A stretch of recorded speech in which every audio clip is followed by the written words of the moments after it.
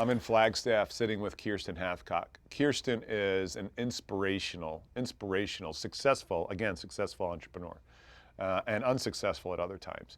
Here, Kirsten and I discuss doing something you've never done before and doing something that is very hard to do, yet she perseveres, comes through, and is now a rock star in her industry.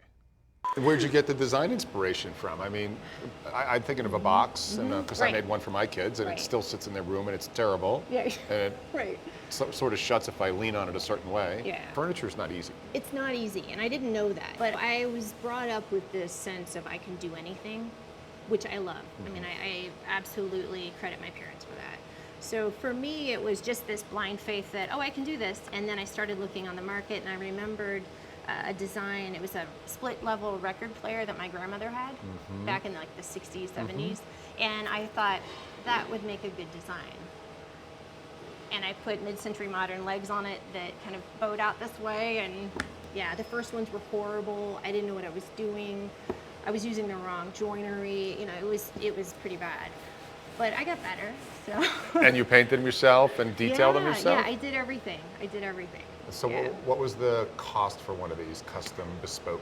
They were around $450 to $500. Did you make any money on them? I did. You know, I got really lucky. I didn't know what wholesale was. I didn't know I had no idea because I'd never been in retail. Isn't that better sometimes, not knowing? It is. I really feel very grateful that I was able to just sort of, you know, dive in and not know.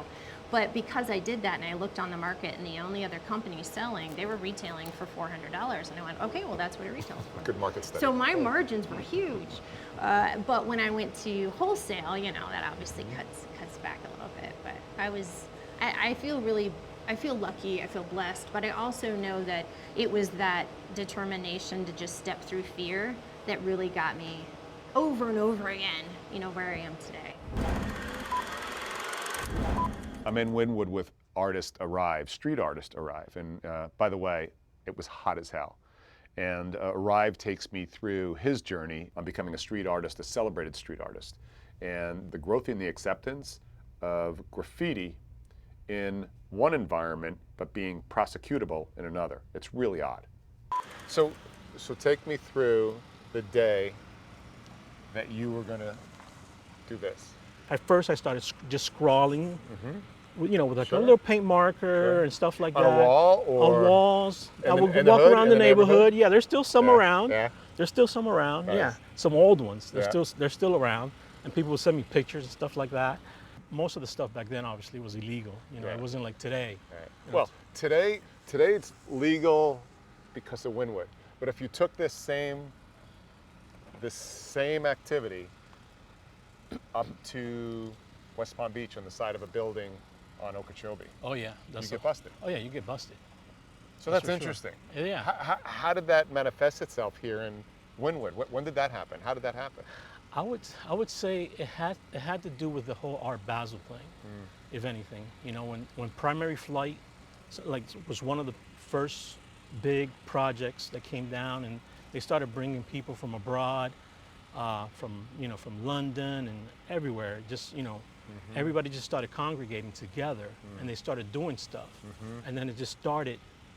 You know, there were like bits and pieces here and there. Like I was doing stuff locally, but not in such a conglomerate of heavy hitters.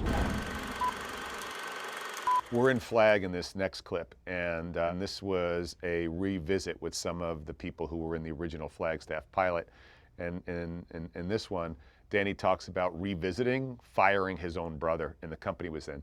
And it was even fun to watch him squirm in this clip, so check this out. I still rewind Danny's piece in the bar quite a few times. Yes. Probably the hardest thing I've ever done is fire my brother. You fired your brother? I fired my brother, yeah. What was the opening line? I was so nervous, I don't think I had an opening line. I think I just said, "You're fired." I think it was that straightforward. That picked a scab, Dan. I don't know if it was a scab, but it was just probably one of those deep-seated moments that I was happy was over, but like going back and having to revisit it wasn't something I really wanted to do. But I mean, you know, with something that's as close as your brother, who's 15 months different in age, that was kind of a tough tough thing to remember. But it's, I mean, it's all good. It was like one of those business decisions that you make, you never regret it, and everybody moves on, and everybody ends up being in a better place. And but yeah, no, it's yeah, because I don't know, before that discussion, I hadn't thought about it since the day I fired him. Like, I had never gone back, and we do Thanksgiving and Christmas, and we travel Europe together, and like we never talk about it, but it's just, yeah, Reared its head on you. it was reared its head, and I was like, all right.